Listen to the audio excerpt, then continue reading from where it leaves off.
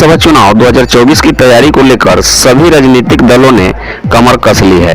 फिर मुकेश सहनी को अभी तक क्यों नहीं आया एनडीए का बुलावा?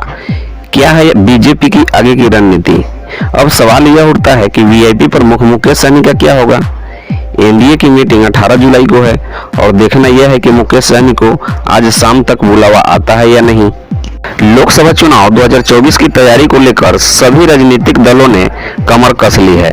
बिहार की राजधानी पटना में 23 जून को होने के बाद विपक्षी एकता की दूसरी बैठक 17 और 18 जुलाई को बेंगलुरु में होगी।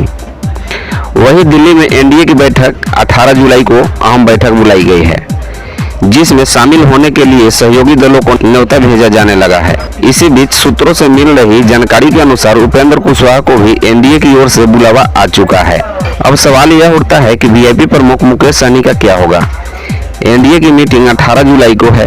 अब देखना यह होगा कि आज मुकेश सहनी को शाम तक बुलावा आता है या नहीं। सन ऑफ मल्लाह के नाम से विख्यात मुकेश सहनी ने एक समय बीजेपी के लिए 2014 में चुनाव प्रचार किया था।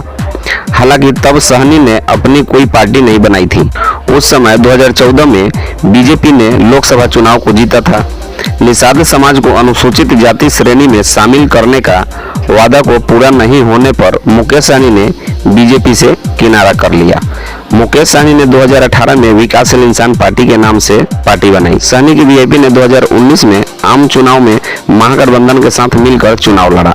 इस चुनाव में वीआईपी को एक भी सीट पर जीत नहीं मिली। इस चुनाव के बाद सहनी और महागठबंधन के बीच दूरियां बढ़ गई। आपको बता दें कि तेजस्वी यादव के प्रेस कॉन्फ्रेंस के दौरान मुकेश सहनी नाराज होकर बाहर चले गए थे। फिर 2020 विधानसभा चुनाव में एनडीए के साथ मुकेश सहनी का गठबंधन हो गया और पार्टी ने 4 सीट जीतकर अपनी जगह बनाई और मंत्री भी बने। इसी बीच 2022 में आरजेडी के विधायक अनिल सहनी को दिल्ली की एक अदालत ने एलटीसी घोटाले की सजा सुनाई, जिसके बाद उनकी विधायकी खत्म हो गई। कुडनी में उपचुनाव हुआ तो वही मुकेश सहनी ने भी अपनी पार्टी की उम्मीदवार मैदान में उतार दिया। हालांकि बीजेपी के केदार गुप्ता ने बड़ी जीत हासिल की। फिर मुकेश सहनी यूपी का रुख पकड़ लिए और वहां चले गए, चुनाव लड़े। यूपी में वीआईपी का खाता भी नहीं खुला। इसी बीच सहनी की पार्टी के 3 विधायक बीजेपी में शामिल हो गए। मुकेश सहनी को मंत्रिमंडल से बर्खास्त कर दिया गया। कुल मिलाकर कहा जाता है कि बीजेपी के साथ सहनी का संबंध बहुत अच्छा नहीं रहा। लेकिन उत्तर प्रदेश में सहनी ने कांग्रेस से ज्यादा वोटें हासिल की थी, क्योंकि कांग्रेस जो है वह पुराना पार्टी रह चुकी है। बताया जाता है कि मुकेश सहनी को चिराग पासवान के कद का नेता मानते हैं। मतलब साफ है कि जिस तरह से चिराग पासवान ने आगामी लोकसभा चुनाव में 6 सीटों की मांग की है, तो यदि एनडीए ने वीआईपी को शामिल करती भी है तो मुकेश सहनी को भी 6 सीटें का डिमांड रख सकते हैं।